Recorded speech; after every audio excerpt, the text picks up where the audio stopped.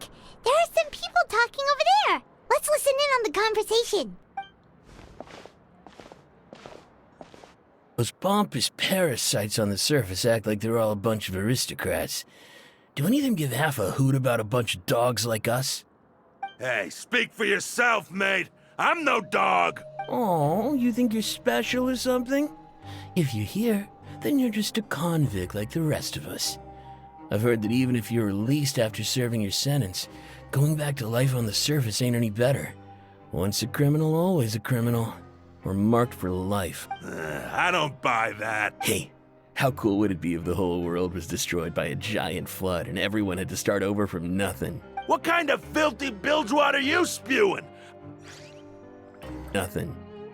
What kind of filthy bilgewater are you spewing? I have family up there. You best shut your sewer hole with talk like that. Listen, things ain't so great on the surface, but who says that you have to leave? I've heard that you can still stay here and work even after you've served your sentence. Not bad if you ask me. Who wants to live in the ruddy overworld anyway? And what makes you think they'd want to hire someone like you? It's one of the great mysteries of the universe, how someone as useless as you is so confident. Whoa. Sounds like they're really unhappy about the overworld. Speaking of which, Paimon never heard anyone use the words overworld or underworld when we were living up there. Is it only something the inmates down here say? That's true.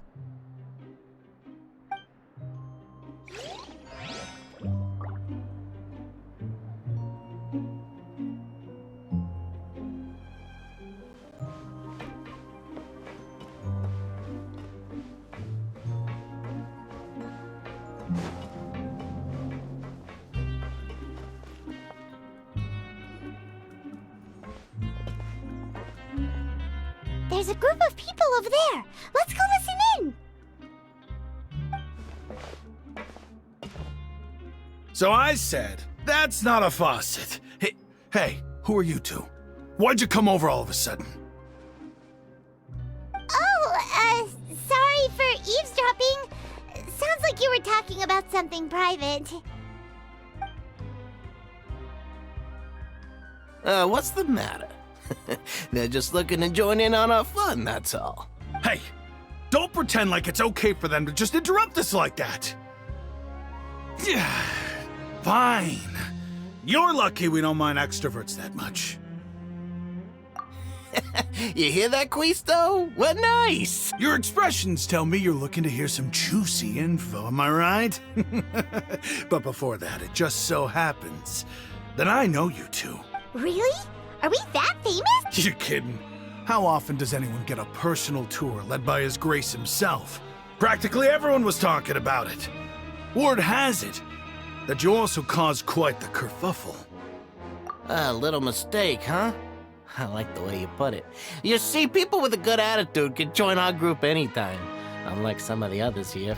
Your group? I'm Quisto, and this is Lavaroon. People usually call us the Bombshell Bros, but don't worry, we're not playing with bombs or anything.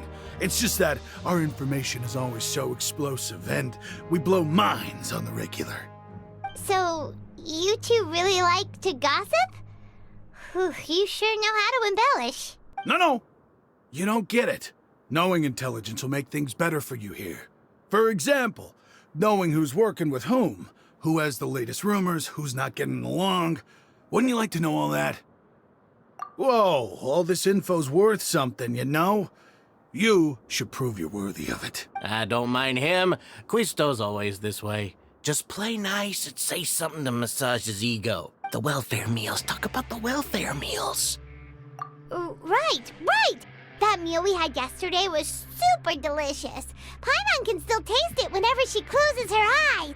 Is that so? To tell you the truth, I've been helping out with making those welfare meals. I've been working as a kitchen assistant for about a month and a half now. Oh, so you're the one who made those delicious steaks. Amazing. You could be a professional chef. You are correct. I am a true professional. In fact, I even went to culinary school. Since you like my cooking, I guess that means we share similar tastes. Listen carefully. This little bombshell will help you learn what's really going on here in the fortress.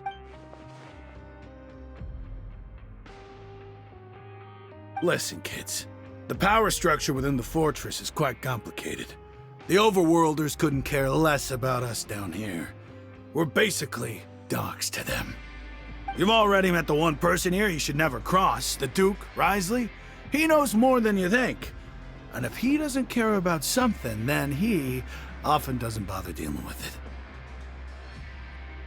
Those who have the Duke's attention get all kinds of special perks, even better treatment in the infirmary. I know who you mean. It's that Jurier character, right? I don't think there's anything useful about him at all. Why does he visit the infirmary practically every day? Is it normal for anyone to be going in and out of there so often? If you ask me, he's just faking it to get out of work. But did you know that Jurier was a talented researcher from the Fontaine Research Institute before he came here? There's no denying that. I don't care if he was a researcher that could turn dirt into Mora. Once you're in the fortress of Meropide, you're just another inmate like everybody else.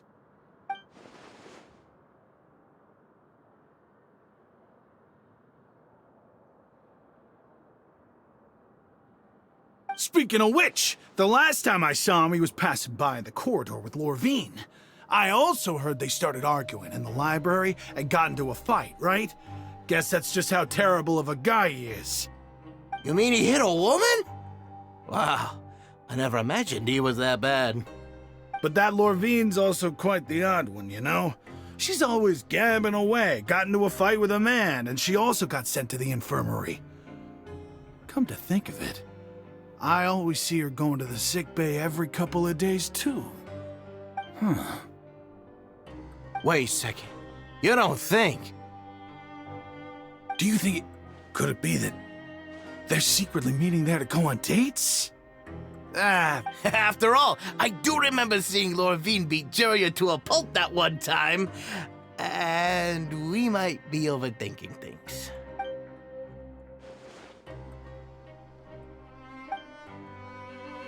Okay, we've talked to just about everyone, and it's about time for us to go meet Linny. According to the card he left us, we should go meet him in the production zone.